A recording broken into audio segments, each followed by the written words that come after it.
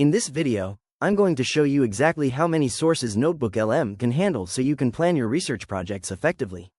I'll start on the main dashboard and click the Create New button to start a fresh notebook. While it's creating, a window pops up highlighting that we upload files from documents, websites, and even YouTube videos. Now that the notebook is open, you'll notice I've already added 7 sources, which are conveniently listed on the left-hand side.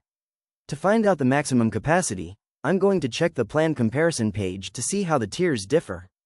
For the basic NotebookLM used for personal projects, you can upload up to 50 sources per notebook.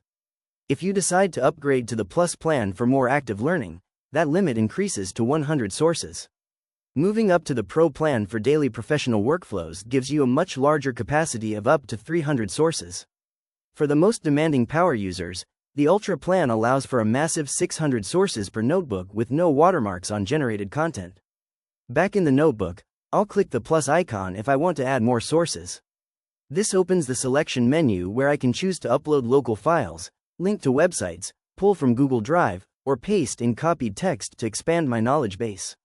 If you found this walkthrough helpful for personalizing your own AI workflow, please consider liking the video and subscribing for more quick tips and tutorials.